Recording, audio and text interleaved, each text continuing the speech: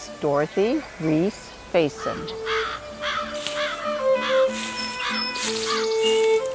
We moved to France almost 5 years ago. We kind of ran away from the United States because it was the best place in the world for us.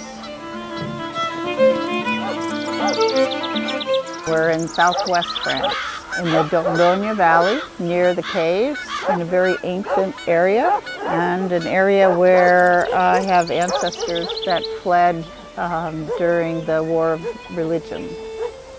So it's sort of like reverse immigration.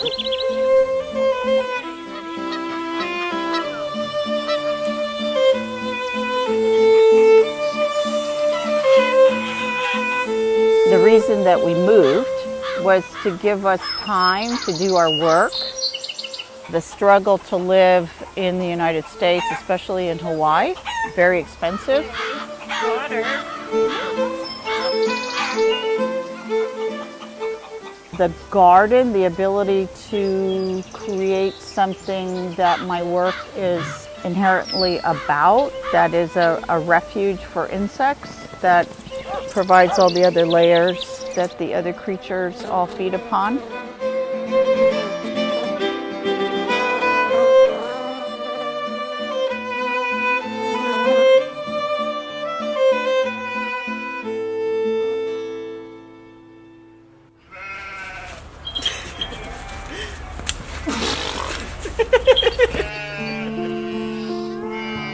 We're able to have crazy animals, which is sort of a dream to have kind of a little fermette, which is like a little French farm for people that don't eat their animals.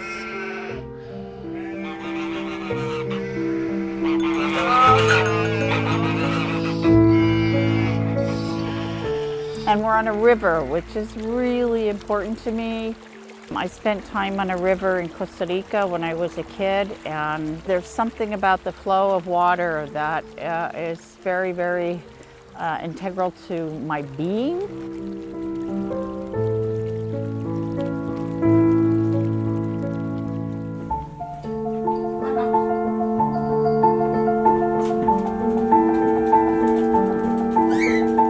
I work in our house, which is a beautiful ancient mill that they've added to over the years. So it's a very living building. And I have a room that was a bedroom as my studio, and also a print room downstairs in the ancient part of the mill.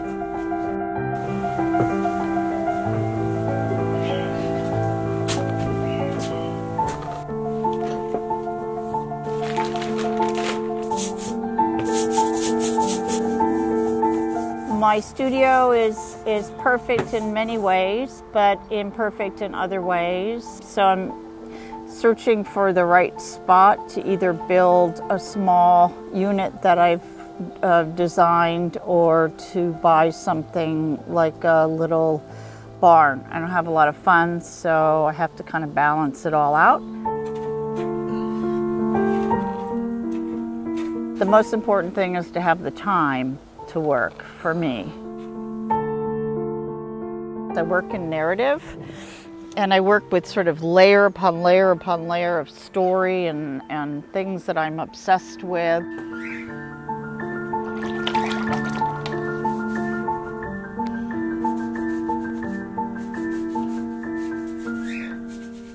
The Lawnboat Chronicles really grew out of my interest or my disappointment of the suburban area that I was living in Hawaii.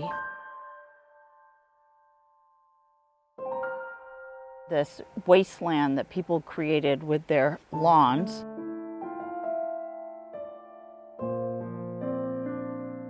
I started to think about the history of Hawaii in 1800 to 1830, where most all of the sandalwood was taken away, and actually the people were in a way indentured to carry sandalwood down to the ports for merchants to remove it and sell it to China. So the sandalwood was sold really for incense because they had pretty much used up all the sandalwood in Southeast Asia. So the Hawaiian sandalwood Iliahi was a particularly fragrant sandalwood, but the way it grew meant that as they cut more and more of it, it could not come back. And within 30 years, most of the sandalwood was removed, plus the sandalwood market crashed.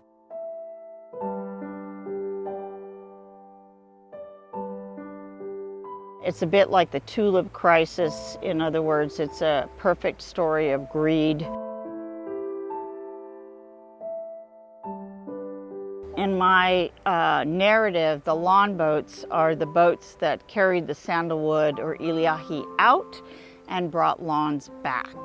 And it's not that different because all the grasses in the United States come from Europe, and particularly England, and none of them are native to the United States. So the problem with lawns is that the grasses are non-native and require herbicides, pesticides, water to grow the way that people want them to look like the perfect lawn.